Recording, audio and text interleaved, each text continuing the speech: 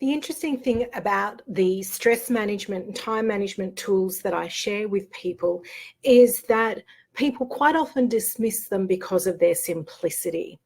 Now, I'm going to share with you this magnificent tool that we all have available to us and explain to you why it is so powerful and yet we all undervalue it. One of the most powerful tools we have available to us as a resource to manage stress and to be more effective in our communication is our smile. Yes, our smile. Our smile has so many uses for us. And I'm going to share with you some of the science that's behind that. Now, number one, a smile is really powerful as a stress management tool. If you can find ways to smile, research has even shown forcing a smile can create the same effect as naturally smiling. If you can create a smile, this is going to help produce serotonin. Serotonin is the hormone that helps us to regulate our feelings and emotions, and it helps combat the cortisol, stress hormone, and it sort of counteracts the experience and what cortisol does to us when we're stressed. So serotonin is one of those useful hormones that sort of will bring that cortisol down a notch. Now, here's some interesting things about some research. Here's the science behind smiling as a stress management tool. At the University of California, a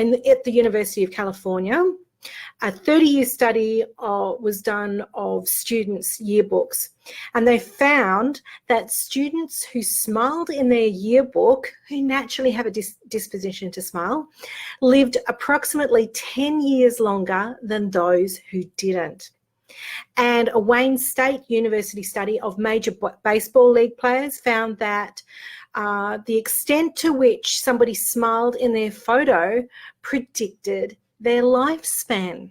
So a beaming smile, on average, 79.9 years, a slight smile, 75 years, no smile, 72.9 years. And predominantly what we see is that most people don't, as you get older, we smile less. 14% of people smile less than 5 times a day. The average adult smiles 40 to 20 times a day. Children smile 400 times a day. So you can see that smiling has an immediate impact on our health. If we have a habit of smiling and creating opportunity to smile, then it's going to have a long-term benefit of our health. Now, here's the other thing. This is where a smile is an incredibly useful communication tool. Now, we know with dogs, for example, and other animals, that if you show your teeth, then you are a threat. Likewise, a smile immediately informs the subconscious of the person that you're talking to.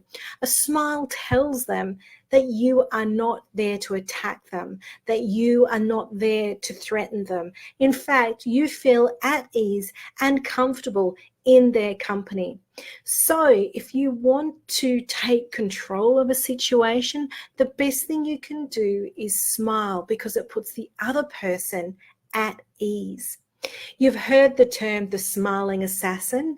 It comes from the idea that if you're going to go in for the kill, if you're going to attack somebody, they're not going to see it coming because you're smiling. So it's incredibly powerful to be able to take control of a situation.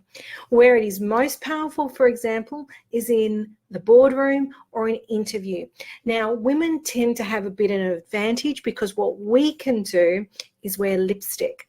Now, lipstick makes our lips more appealing, more obvious on our face, and so people will be immediately drawn to it and of course see the smile on your face. So I'm going to share with you some more evidence, some more proof of how powerful a smile is as a communication tool.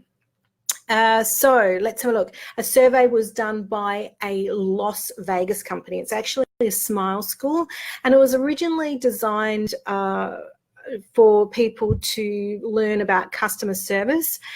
And what they discovered was that it had a distinct positive effect on the bottom line of the companies that participated. So a company would hire, say, 20 new staff and send 10 to a Smile School for training and 10 to start on the job without Smile School training. And these were the results that they found. There was a 27% increase in waiters' tips, 17% increase in telesales, so person-to-person sales, and I'll mention that in a moment, 10% increase in shop assistant sales, and 5% increase in blackjack dealers tips, which might not seem like a lot, but we're talking about Las Vegas, so that could be potentially a lot of money. Now, it's interesting that in those statistics they talk about telesales, because you know what's really interesting about a smile is that you can hear it even when you don't see it. You can hear the smile in someone's voice. Now, when I was training in sales and also in radio, they used to put a mirror in front of us so that we could check and make sure that we were smiling, because you can hear that tone on the other end of the phone or the listener on radio. They can actually hear when there's a smile in your voice. You ever listen to people's voiceovers when they're talking about things and they've got that smiley tone in their voice. So you can actually hear it.